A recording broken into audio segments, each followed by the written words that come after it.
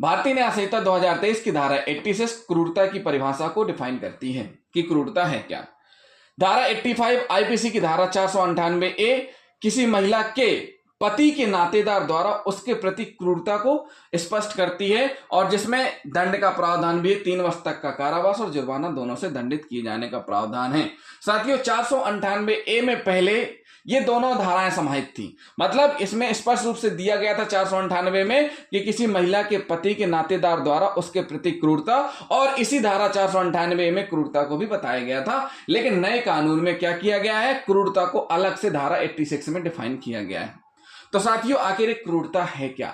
क्रूरता मतलब इस प्रकार से एक ऐसा आचरण, यानी कि ऐसा आचरण क्रूर, इस प्रकार से प्रताड़ित करने वाला आचरण जब किसी नवविवाहिता को शादी के तत्काल बाद से पति और पति के नातेदार द्वारा अपनाया जाता है क्रूर व्यवहार। किस लिए?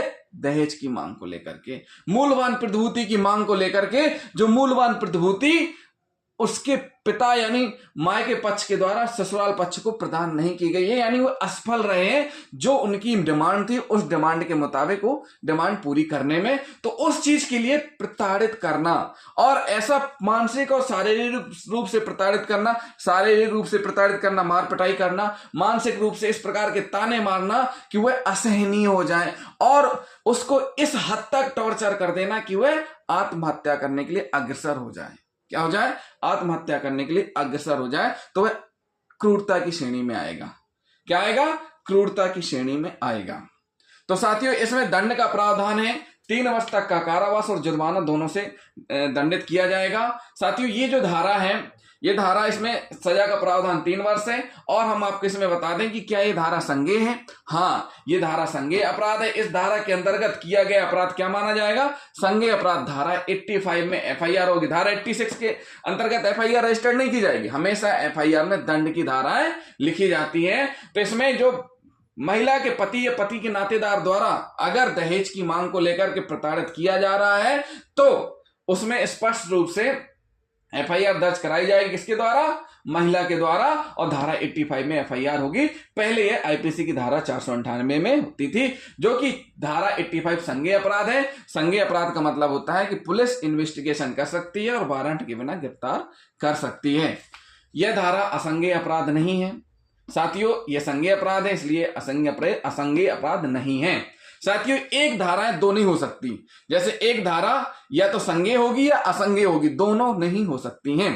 तो साथियों असंज्ञेय अपराध ऐसे अपराध होते हैं जिनमें पुलिस न्यायालय की अनुमति के बगैर न तो बिना वारंट के अरेस्ट कर सकती है और न ही इन्वेस्टिगेशन कर सकती है, यानी कि अरेस्ट करने के लिए वारंट की आवश्यकता होगी असंज्ञेय अपराध में। जमानती अपराध नहीं है। जमानती मतलब जिसमें अभियुक्त जमानत का राइट रहता है उसको, ये जमानती अपराध नहीं है, अजमानती अपराध है। भले ही सजा का प्रावधान 3 वर्ष तक का है, लेकिन अजमानती अपराध है, यानी जमानत का जो अधिकार राइट प्राप्त है अभियुक्त को, उसके लिए वह नहीं हक मांग सकता, उसके लिए वह राइट के रूप में नहीं मांग सकता है कि मुझे जमानत दी जाए। जमानत की मांग वह राइट के रूप में, अधिकार के रूप में नहीं कर सकता है। यहां पर जमानत देना न देना मजिस्ट्रेट के विवेक के ऊपर डिपेंड करता है। समनीय मामला नहीं है, अशमनीय है। साथियों इसमें 3 वर्ष तक का प्रावधान है।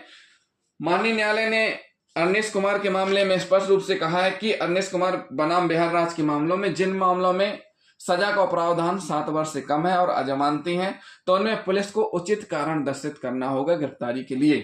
तो इसमें जब भी गिरफ्तारी की जाएगी तो उचित कारण यानी चेक लिस्ट तैयार करना जरूरी है। चेक लिस्ट तैयार होगी उसके बाद ही गिरफ्तारी की जाएगी। उचित कारण दर्शाए बिना गिरफ्तारी करना अर्नेस्ट कुमार का जो निर्णय है उसके अगेंस्ट माना जाएगा। तो साथियों ये क्या हुआ? धारा 85 संज्ञेय अपराध है, असंज्ञेय अपराध नहीं है, जमानती अपराध नहीं है, अजमानती अपराध है, समनीय मामला नहीं है, अशमनीय मामला है। अब विचारण कहाँ होगा? यानी विचारण का मतलब होता है सुनवाई, ट्रायल।